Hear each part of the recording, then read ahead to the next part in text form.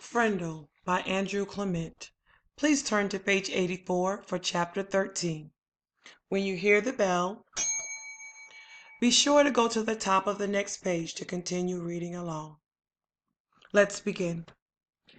Chapter 13. Ripples. But life did settle back to normal in Westville. More leaves fell, Thanksgiving came, then the first snow, then Christmas, and more snow. Fall and winter seemed to calm everything down and drive everyone into their houses. Things were calmer at Lincoln Elementary School, too. Friendomania was over.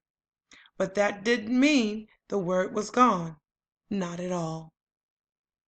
All the kids and even some of the teachers used the new word.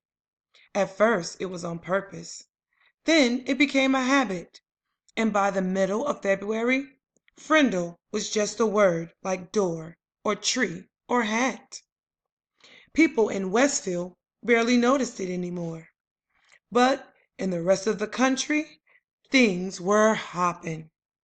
Frindle was on the move in hundreds of little towns and big cities from coast to coast. Kids were using the new word, and parents and teachers were trying to stop it. What had happened in Westville happened over and over and over again. Bud Lawrence couldn't have been happier. There were Frindle shirts and sunglasses and erasers and notebooks and paper and dozens of other items.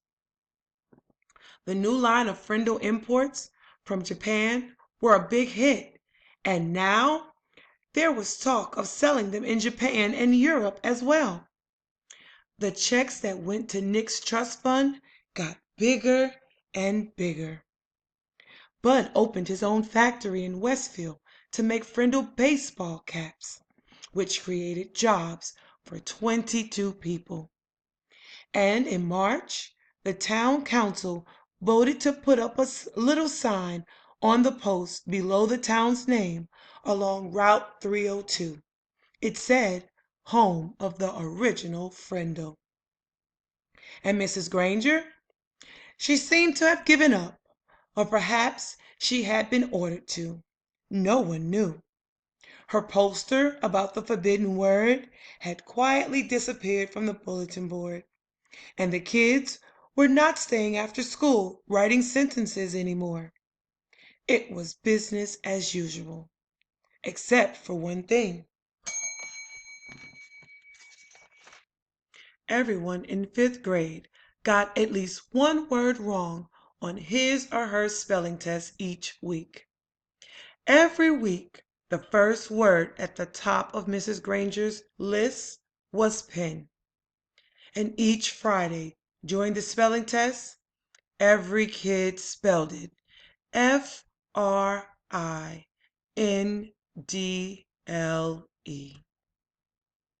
Nick was sort of a celebrity for a while. Everyone had seen him on The Late Show and Good Morning America and 2 or 3 other TV shows. John and Chris and all his friends kept asking about what it was like to ride in a limousine. After a week or two, though, it was old news, and everyone seemed to forget it and move on. The only person who couldn't quite forget about everything was Nick.